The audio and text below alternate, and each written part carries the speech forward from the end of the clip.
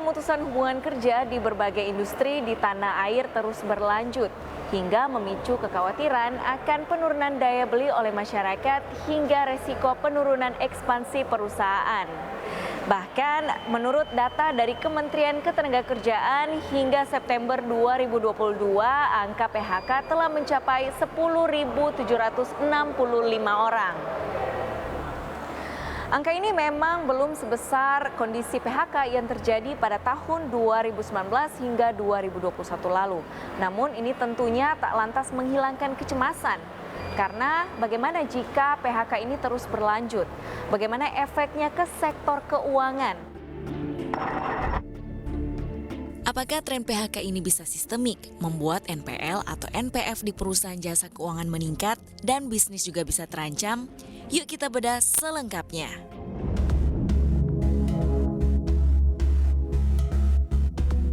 Menurut Kementerian Ketenagakerjaan, angka PHK sempat meledak pada 2020 imbas kemunculan pandemi COVID-19. Saat itu bahkan sempat tembus 386.877 orang kehilangan pekerjaannya. Sedangkan sampai September lalu, meski secara besaran jumlah masih di bawah realisasi 2022, tapi keresahan pelaku di sejumlah sektor mulai tampak. Asosiasi Pengusaha Industri Padat Karya seperti tekstil maupun pabrik garment sudah mengkonfirmasi fenomena PHK yang terjadi. Secara umum, Provinsi Jawa Barat menjadi salah satu wilayah yang paling terdampak. Penyebabnya antara lain penurunan produksi dan demand ekspor yang menyusut di tengah banyak negara di global yang dihantui tren lonjakan inflasi dan resiko resesi. Meskipun Indonesia dilanda badai PHK, namun nyatanya di sisi lain perekonomian Indonesia masih mengalami pertumbuhan. Bahkan kinerja di sektor keuangan seperti perbankan dan sektor non-bank ini masih tumbuh positif.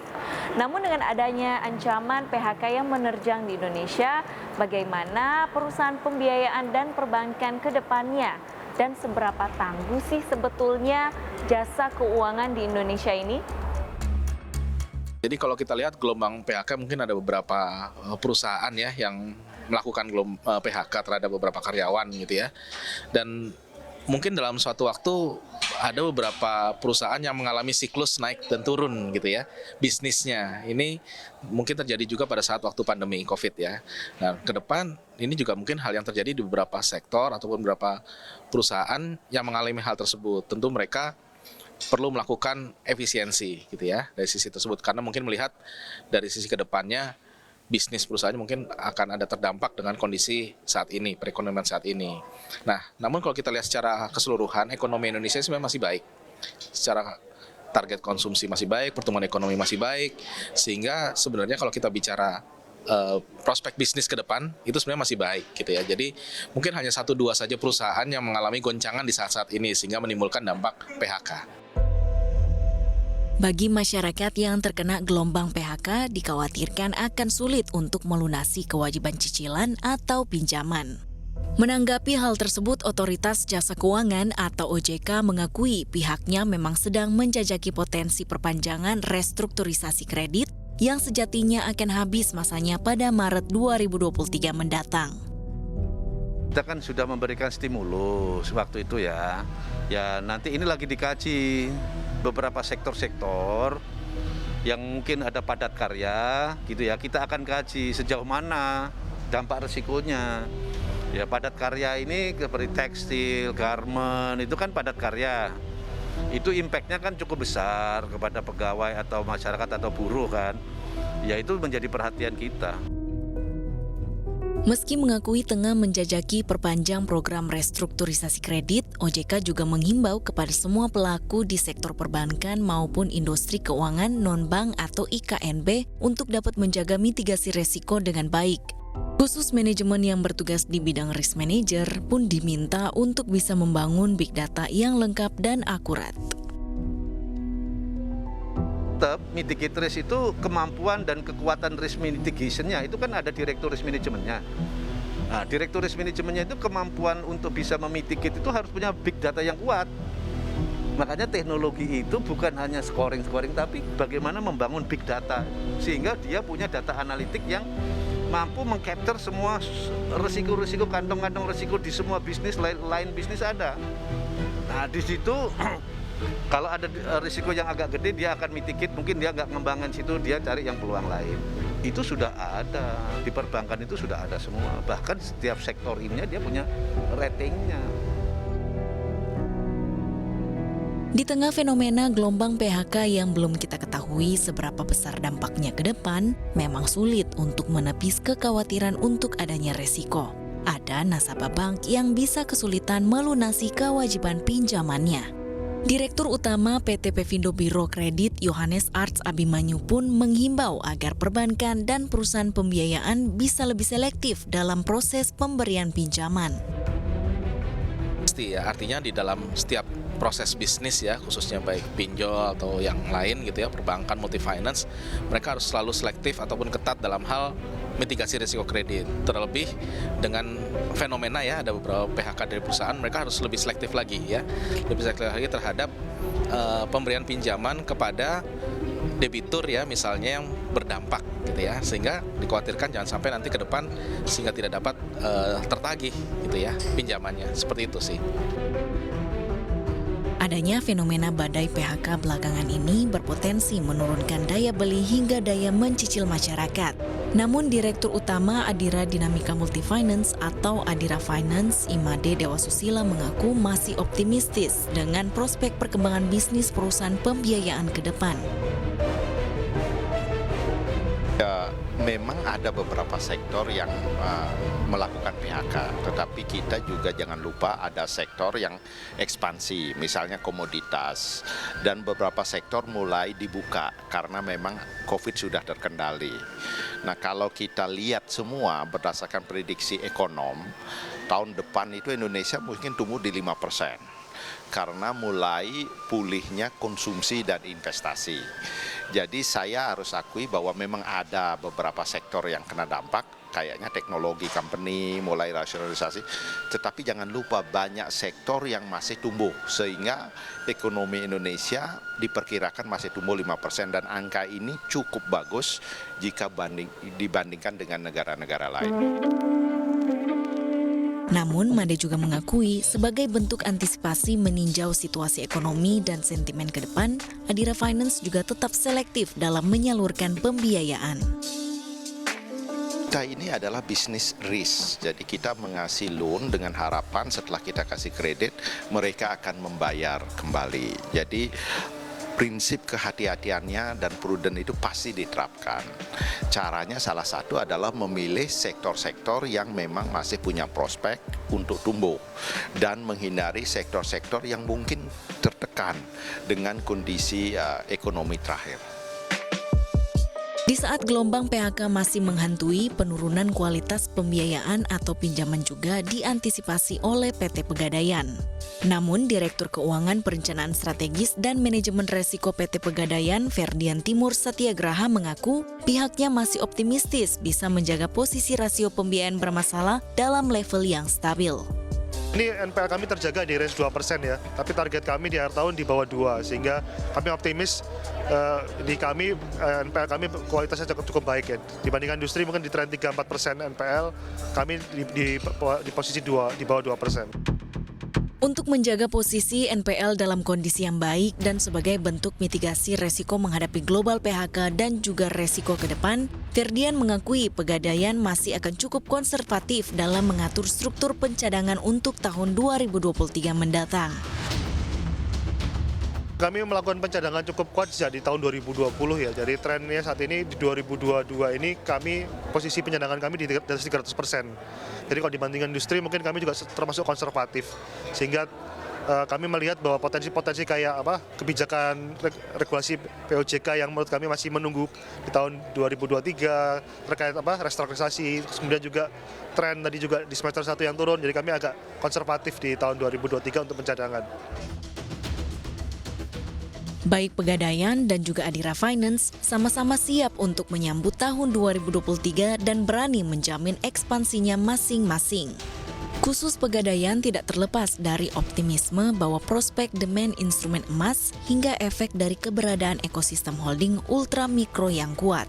Sementara Adira Finance menilai sektor otomotif tahun depan juga masih cukup bergairah. Ini masih tren tahun depan, jadi dengan tren tadi pertumbuhan ekonomi yang masih terjaga di tahun depan, terus kemungkinan dari harga emas yang naik, dan ekosistemnya di holding kami juga yang cukup kuat di non-gadget atau di kredit UMKM, jadi kami juga tersupport ya secara sistem maupun network maupun risk manajemennya. Itu adalah kita percaya ekonomi Indonesia akan tumbuh tahun depan. Ya saya pakai angka 5%, real GDP growth. Itu adalah berita baik ya. Yang lain adalah kita masih memprediksi penjualan otomotif nasional, baik roda 2, roda 4 masih akan tumbuh. Mungkin tidak sekencang tahun ini. Tahun 2023 diperkirakan tumbuh single digit. Dengan melihat itu ya tentu kita ingin tumbuh lebih tinggi dari industri itu. Jadi itu yang kita akan coba capai tahun depan, di samping tetap menerapkan kehati-hatian. Karena memang situasi ekonomi itu sangat fluid. Ya, jadi kita optimis, tapi pada saat yang sama kita harus waspada dengan beberapa faktor eksternal seperti the Fed, harga komoditas, dan jangan lupa kita akan segera memasuki pemilihan umum untuk pemerintahan berikutnya. Keyakinan atas pertumbuhan ekonomi dan juga permintaan kredit dan pembiayaan dari perusahaan jasa keuangan ke depan juga disetujui oleh Otoritas Jasa Keuangan. Menurut Ketua Dewan Komisioner Otoritas Jasa Keuangan, Mahendra Siregar, kinerja perbankan hingga November masih dalam tren yang positif. Mahendra meyakini pertumbuhan kredit perbankan pada akhir 2022 juga masih akan tetap di atas 11%. Kita berharap dan berdasarkan kepada paling tidak pertumbuhan kredit di 2022 ini sampai awal November itu di atas 11%. Jadi berdasarkan itu kita optimis bahwa kinerja perbankan akan lebih baik lagi daripada tahun lalu, dan walaupun di lain sisi kita harus memperhatikan kepada industri ataupun wilayah yang masih harus menyelesaikan berbagai katakanlah industri maupun sektor yang terdampak berat oleh pandemi, tetapi secara menyeluruh sudah pulih jauh lebih baik daripada sebelumnya, dan bahkan sebagian besarnya sudah lebih baik daripada 2019 sebelum pandemi. OJK yakin ekonomi Republik Indonesia masih tangguh dan akan terus tumbuh di atas 5%, baik pada 2022 ini ataupun pada 2023 mendatang. Tahun ini kita tetap optimis di 5,4%, dengan apalagi pertumbuhan di kuartal ketiga yang 5,72% dicapai, di atas rata-rata perakiraan banyak pihak. Tetapi untuk 2023 tentu kita harus memperhatikan risiko dari transmisi dampak pelemahan dan gejolak ekonomi global ya. Namun berdasarkan apa yang kita miliki dan apa yang kita capai di 2022 ini, tidak ada alasan sebenarnya untuk tidak bisa tetap tumbuh di atas 5%. Jadi, seirama dengan ekspektasi bahwa ekonomi masih akan terus pulih, OJK yakin bisnis perbankan dan juga lembaga jasa keuangan lainnya juga akan terus bangkit. tahun depan kami tetap merasa perkembangan yang 1,5 kali dari pertumbuhan ekonomi itu akan dapat dicapai ya, dalam konteks pertumbuhan kredit setidaknya.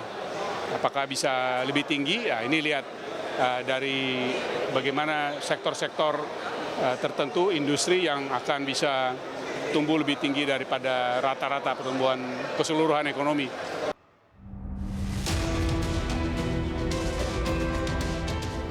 Pertumbuhan pertumbuhan perekonomian Indonesia memang sudah berada di posisi sebelum pandemi, yakni di kisaran 5%. Tapi malah PHK massal terjadi di saat pemulihan ekonomi. Ancaman ini tak lantas membuat para pelaku jasa keuangan menjadi pesimistik. Waspada dalam meningkatkan resiko mitigasi yang jelas, tapi diiringi dengan aksi ekspansi.